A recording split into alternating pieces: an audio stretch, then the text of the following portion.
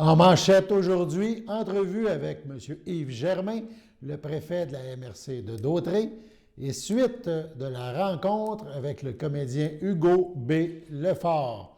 Donc, bienvenue à votre bulletin d'information sur les ondes de CTRB, votre télévision locale et régionale, en ce 18 janvier. On débute tout de suite avec cette entrevue que nous a accordée le préfet de la MRC de Dautrey, Yves Germain. En entrevue plus tôt aujourd'hui, le préfet de la MRC et maire de Saint-Didas revient sur les principaux points abordés lors de la séance du conseil de la MRC Dautrey tenue le 13 janvier dernier. On l'écoute. Bonjour, aujourd'hui nous sommes en compagnie de M. Yves Germain, préfet de la MRC Dautrey et maire de Saint-Didas. Donc bonjour M. Germain. Bonjour, bonne année en passant, on oublie, il est encore temps de le souhaiter. Oui, c'est ça, bonne année 2021. Oui, on souhaite la santé surtout. Oui, exact, puis qu'on puisse pouvoir retourner un peu à semblant normal, si je peux dire ça ainsi. Tout à fait. Donc, vous allez bien? Oui, absolument. Vous-même? Oui, merci.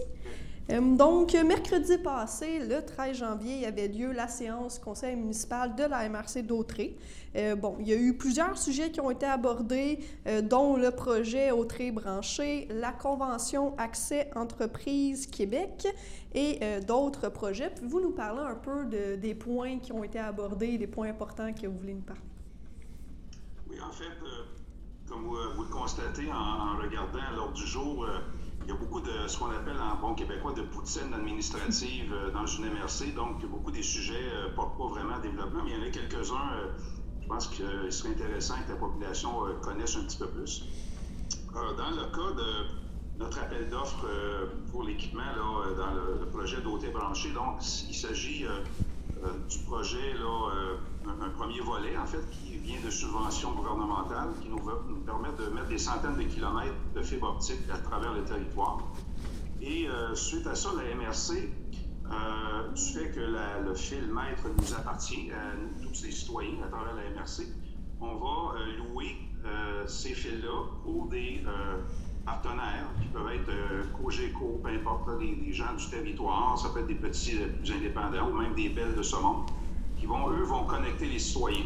Mais pour ce faire, il faut que la MRC installe des équipements, des boîtes de connexion pour que les partenaires puissent venir se connecter. Donc, c'est le but de l'appel d'offres qu'on fait actuellement pour être capable de compléter notre réseau actuellement dans le volet 1 de Dautrey branché. Donc, on parle de plusieurs millions de dollars d'équipements et qui vont être installés d'ici les prochains mois sur le réseau. Donc, c'était le but de la résolution. La parenthèse que je ferai aussi, je pense qu'on a un défaut dans la MRC Dautrey, c'est qu'on ne se vende pas assez de nos bons coups. On a reçu, en fait, des félicitations du bras droit du premier ministre, qui est un député assez connu à l'Assemblée nationale, qui, lui, s'occupe effectivement du dossier de la fibre optique au Québec, en nous disant noir sur blanc que le modèle d'affaires de la MRC de Dautrey était le modèle à suivre au Québec pour les MRC. Donc, c'est pas peu dire. Donc, je rends grâce et hommage à tous ceux qui ont précédé, qui nous ont précédés comme élus et comme gestionnaires dans tout ce qui a trait à la fibre optique dans Dautrey depuis plus d'une dizaine d'années. Donc, on a pris la bonne façon de faire et on a pris l'approche de concertation avec les gens du milieu, avec les compagnies déjà présentes, et ça paye, ça porte fruit, parce que nos dossiers avancent rapidement actuellement. Donc, c'était un point très positif sur lequel il faudrait insister. Là, les gens, vous pouvez être fiers de ce qu'on a fait dans Dautrey. Parfait, oui, merci. Ensuite, il y avait la Convention Accès Entreprises Québec, qui a eu aussi qui a été un sujet abordé. Oui. En fait, ce qui est appelé Accès Entreprises Québec, c'est une initiative du ministre Fitzgibbon, le ministère de l'Économie, qui vient, en fait, je dirais, confirmer la bonne gestion et l'expertise qui a été développée par plusieurs MRC au Québec, dont la MRC de Dautrey, en ce qui a trait au développement économique. Donc, pour ceux qui connaissent un petit peu le domaine, il y a quelques années, le gouvernement avait aboli ce qu'on appelait les CLD, les centres locaux de développement, et il laissait à chaque MRC le soin de récupérer les professionnels ou de continuer le développement économique. Nous, on a décidé de continuer, on met des sous dans ça et on reçoit des subventions gouvernementales et on a gardé nos experts, on a gardé nos ressources humaines qui sont très précieuses dans ce domaine-là. Et actuellement, c'est payant pour nos entreprises parce qu'on les assiste très bien, surtout dans le cas de la COVID actuellement. Okay. Et c'est reconnu maintenant par les gens du ministère, c'est qu'eux veulent avoir un guichet unique régional. Et ils vont se servir des MRC qui ont bien développé leur département et les financer. Donc, on va recevoir des subventions parce qu'on a décidé à l'époque de garder nos professionnels. Donc, notre vision à long terme est excellente encore là. Donc, c'est une reconnaissance de notre expertise et on va recevoir des sous pour payer notre personnel et puis s'assurer que notre expertise se continue. Okay. Donc, encore là, c'est très positif pour la MRC de Dautrey. Parfait, merci. Soyez à l'écoute demain pour la suite de cette entrevue avec le préfet de la MRC de Dautrey, M. Yves Germain. Donc, la suite de ce résumé de la séance virtuelle des maires de la MRC de Dautrey. On poursuit maintenant, c'est la semaine pour un Québec sans tabac jusqu'au 23 janvier. Donc, c'est la semaine pour un Québec sans tabac qui mettra en lumière les conséquences méconnues sur la vie des fumeurs et celles de leurs proches pour sa 44e édition de pour cette semaine. La 44e édition de la Semaine pour un Québec sans tabac, le Conseil québécois sur le tabac et la santé est également fier d'accueillir pour une deuxième année consécutive le porte-parole de cet événement, Patrice Godin, un comédien ultra-marathonien et aussi auteur. Dès le 13 janvier dernier, depuis le 13 janvier dernier, une nouvelle campagne publicitaire Choc est diffusée à la télévision, en plus d'une variété de contenus sur les médias sociaux, le tout afin de sensibiliser la population québécoise aux graves conséquences des cancers digestifs auxquels les fumeurs s'exposent, ainsi que les ressources donc qui sont mises à leur disposition s'ils souhaitent arrêter de fumer. Le Conseil québécois sur le tabac et la santé invite la population et les médias à sa conférence de presse, donc qui a eu lieu il y a quelques jours. Et évidemment, on vous invite, si vous êtes fumeur, à prendre évidemment connaissance de ces messages de l'organisme. Lors de l'événement, le Conseil québécois sur le tabac et la santé a dévoilé des données sur les impacts du tabac sur les cancers digestifs. Donc, commenter ces impacts par le docteur Nicolas Benoît, gastro-entérologue, en plus de la présentation de la thématique choc et des messages de la campagne. Tout ça a été présenté lors de la conférence de presse il y a quelques jours. Donc, la campagne anti-tabac, façon de parler, se poursuit de plus belle sur les ondes, entre autres, de la télé un peu partout au Québec. Allons maintenant à la première pause.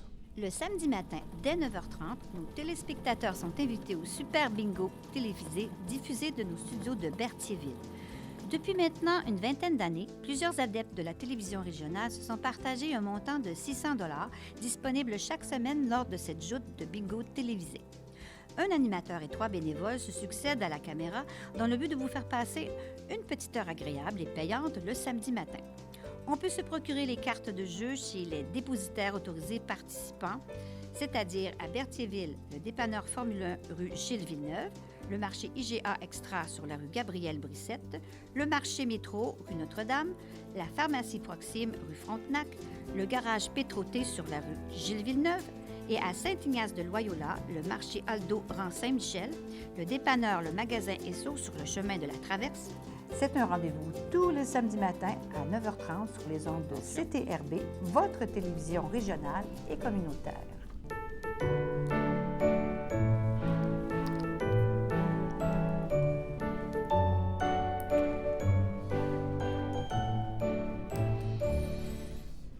Les anniversaires, ou plutôt l'anniversaire en ce 18 janvier.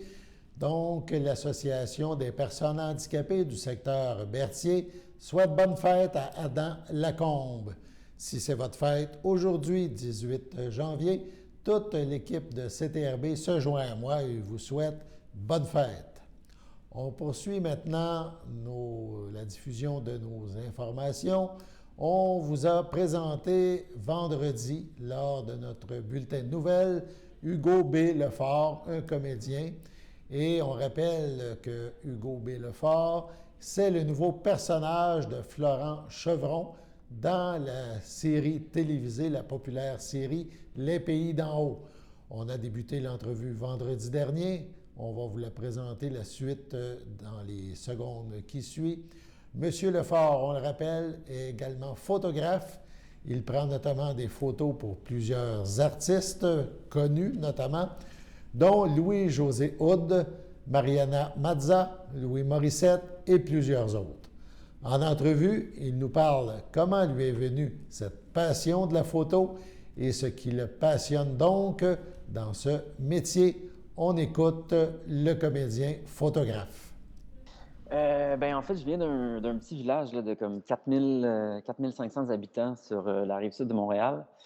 Puis rien ne me poussait vraiment à aller vers le jeu, pas du tout. Là. Mon père est très manuel, ma mère travaille pour la municipalité.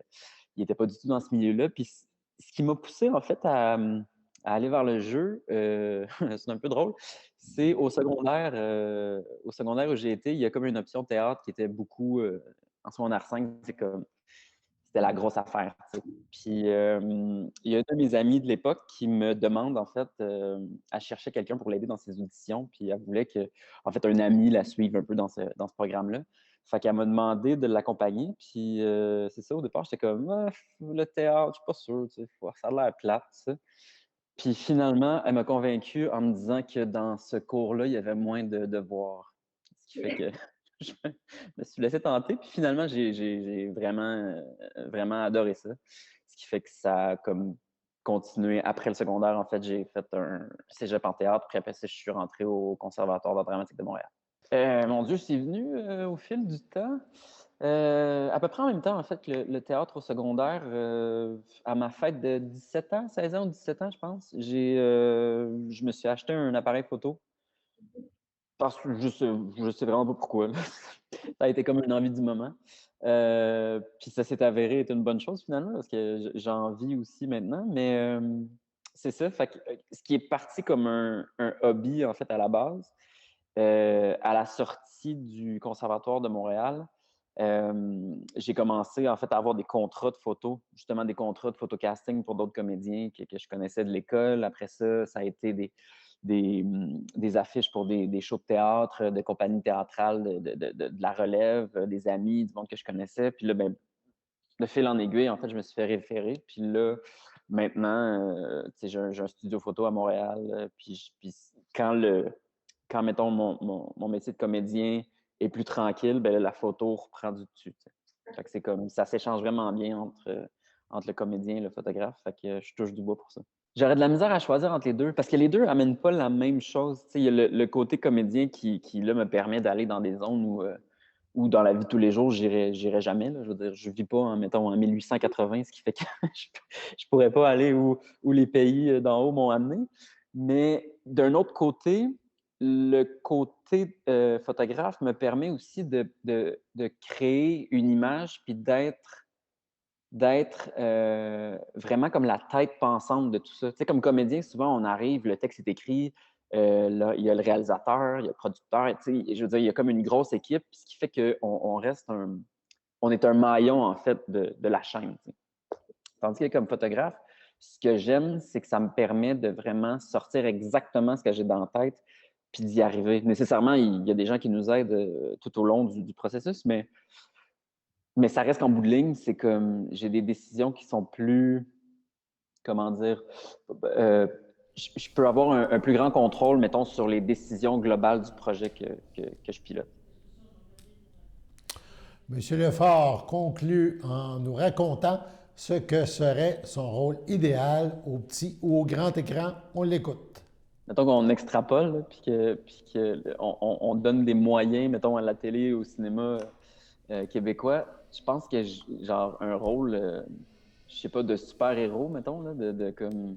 Ça, c'est peut-être le petit gars en moi qui parle, là, mais une espèce de Superman ou quelque chose de même, là, où j'aurais à faire comme des propres cascades, puis des trucs, puis quelque chose d'assez physique, là, ça me ferait vraiment triper. Ou sinon, tu sais, dans un autre ordre d'idée, d'aller dans quelque chose de plus...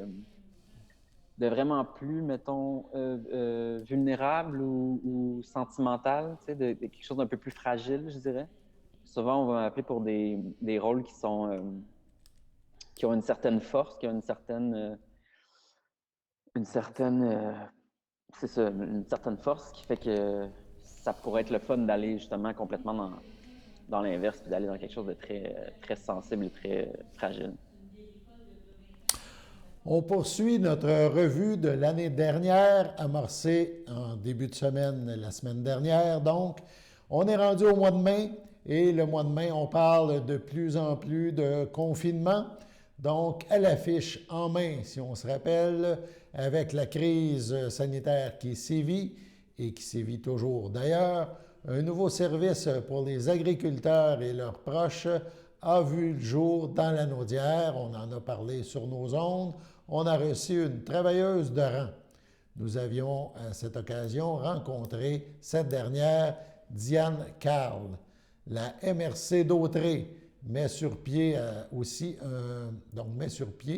le plan Résiliard qui visait à proposer une offre culturelle adaptée au contexte de la crise pandémique. Or, un groupe d'intervenants a mal vu ce plan, notamment à cause de quelques citations erronées dans l'annonce. Le préfet de la MRC, M. Yves Germain, a répliqué à ce groupe. On regarde la vidéo.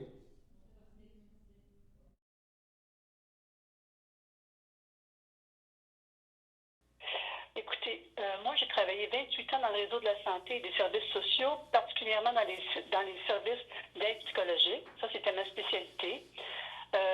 J'étais déjà habituée avec une clientèle qui était diversifiée, parce qu'en psychiatrie, on rencontre plusieurs sortes de personnes, autant des psychotiques ou des gens qui souffrent de dépression, des problèmes de bipolarité. En tout cas, il y a un ensemble de clientèle très diversifiée. Moi, j'étais rendue à ma retraite, mais quand j'ai entendu parler des producteurs agricoles, surtout ici à la Naudière, ça m'a beaucoup interpellée. Et c'est de cette façon-là que j'ai postulé pour pouvoir travailler auprès des agriculteurs du réseau, pas du réseau, mais de la région de la Naudière. C'est un travail qui répond bien à celui d'un travailleur social, parce que nous, on agit sur les gens impliqués en interaction avec leur environnement. Alors, pour nous, c'est tout à fait normal de se rendre à domicile, que ce soit la ferme, que ce soit dans la maison ou ailleurs, tout dépendant de ce que les gens veulent nous recevoir, et d'intervenir pour leur venir en aide, mais toujours en gardant le point de vue qu'ils ne sont pas seuls, qu'ils vivent dans un milieu familial et qui sont imbriqués très sérieusement par rapport à la ferme. Le milieu de travail se retrouve aussi dans la maison. Ça demande une appartenance un petit peu différente au niveau de l'intervention. Mon Dieu, excusez, je bégaye beaucoup. Il n'y a pas de problème. Il n'y a pas de problème. La travailleuse de rang, c'est ça, c'est d'aller à l'encontre des agriculteurs. Présentement, moi, je suis en fonction depuis le 17 février. J'ai eu quelques signalements. C'est des gens qui ont des besoins, mais qui ne sont pas prêts encore à m'appeler. Alors, pour l'instant, j'utilise beaucoup ceux qui font les signalements comme interlocuteurs. Ce que j'ai fait depuis que je suis arrivée en fonction, je me suis présentée dans toutes les assemblées générales qui avaient avec l'IPA des agriculteurs, ainsi que les journées comme la journée laitière, la journée de la volaille, pour que les gens me connaissent. Et moi, je voulais aussi écouter un peu c'était quoi leur réalité à eux autres par rapport à la vie dans le monde de l'agriculture ou du moins des productions agricoles.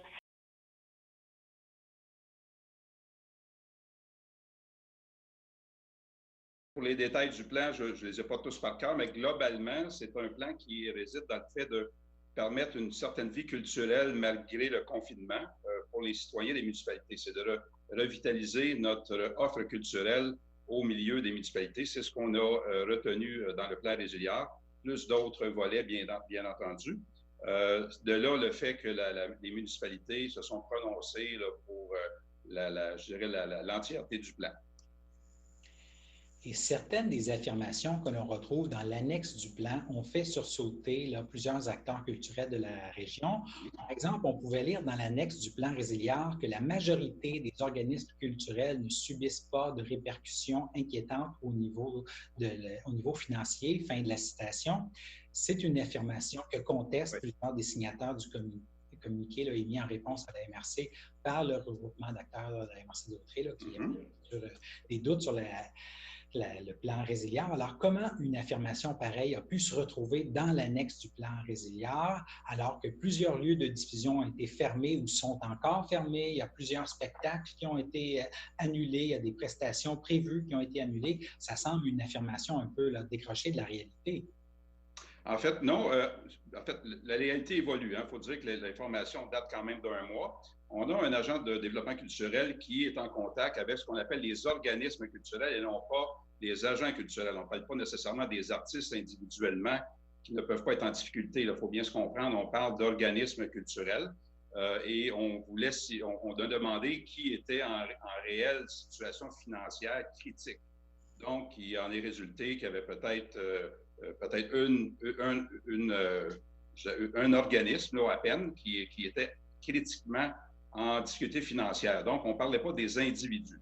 Donc, est-ce que la situation peut avoir changé? Oui, on se tient au courant, on va être empathique à la situation, mais il faut toujours se rappeler que la MRC est un petit joueur au niveau de la culture. On est actuellement mandataire des municipalités. Ce sont les municipalités qui mettent l'argent dans la culture à l'intérieur de la MRC et c'est chaque municipalité qui adhère au plan culturel là, une fois qu'il est établi.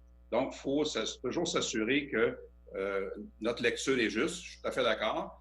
Est-ce qu'elle peut avoir évolué? Je suis tout à fait d'accord aussi. Donc, on a un agent culturel qui se tient au courant des développements là, de la situation. Mais à part de ça, je ne peux pas vous en dire plus actuellement. On n'a pas plus d'informations. Ce n'est pas un sondage qui a été fait de façon exhaustive. Ce sont des contacts qui ont été faits là, un à un dans les principaux organismes culturels qu'on a sur le territoire. Allons maintenant à la pause.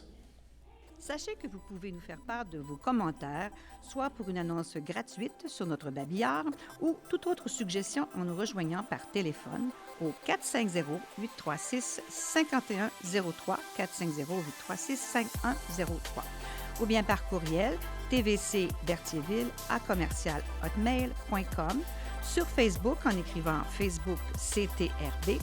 Et surtout, n'hésitez pas à visiter notre chaîne YouTube afin d'y retrouver une grande partie de notre programmation sur YouTube CTRB.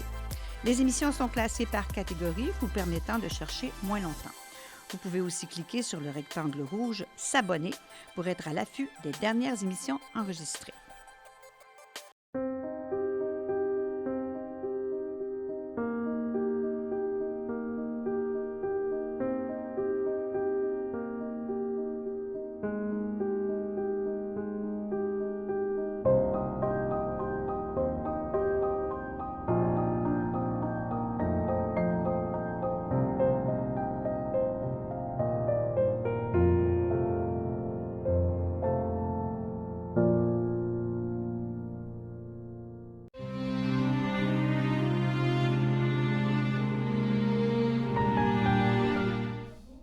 À son domicile, le 7 janvier, à l'âge de 55 ans, est décédé M. Ghislain Adam, fils de feu Roland Adam et de feu Irène Barthe, demeurant à Berthierville. Il laisse dans le deuil ses enfants, Caroline Adam, Benjamin Thibodeau, David Adam, leur mère Chantal, son petit-fils Elliot Thibodeau, son frère Robert Adam, Christine Contant, ses cousins, cousines, neveux, nièces, autres parents et amis. La famille de M. Adam a pris la décision de reporter les rituels funéraires à une date ultérieure. À son domicile, le 12 janvier, à 62 ans, est décédé M. Serge Gagnon, époux de Ghislaine Guertin, demeurant à Saint-Ignace de Loyola.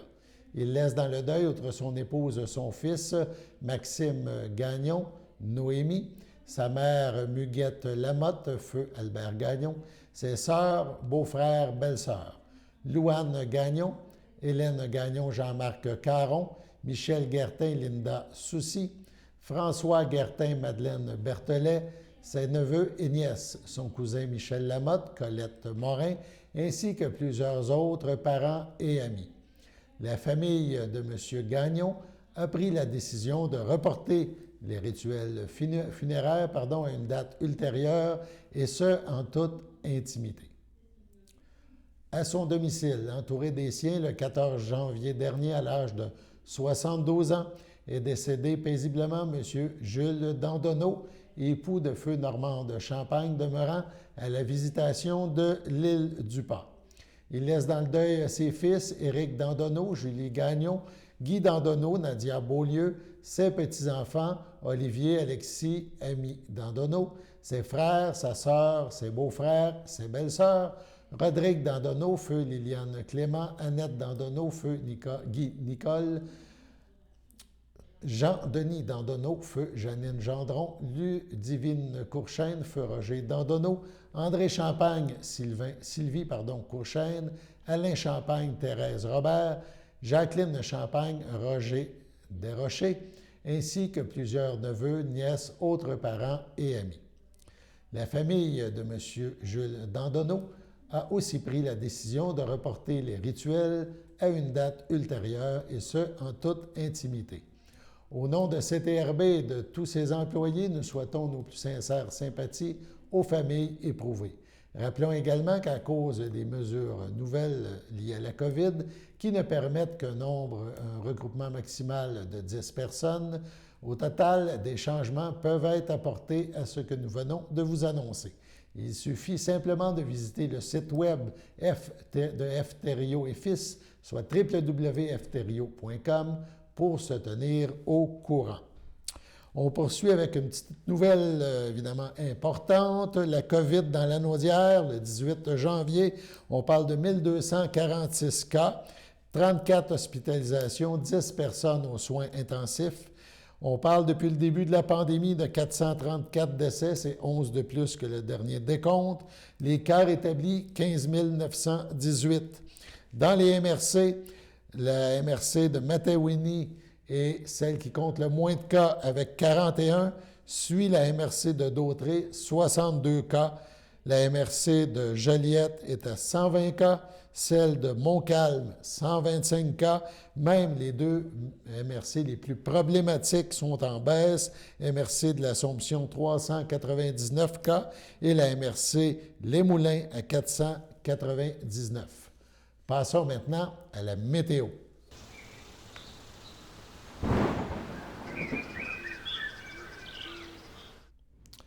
Donc, météo, le froid est de retour. Cette nuit, on parle de passage nuageux, moins 15, donc c'est plus frisquet cette nuit. Mardi matin, ciel variable, température en début de journée, moins 15. En après-midi, c'est nuageux avec des éclaircies. La température devrait atteindre moins 10. C'était donc votre bulletin d'information sur les ondes de CTRB en ce 18 janvier 2021. Alain Bellumeur au pupitre qui vous souhaite une agréable fin de soirée et au plaisir de vous revoir à notre antenne pour le prochain bulletin de nouvelles demain. Au revoir.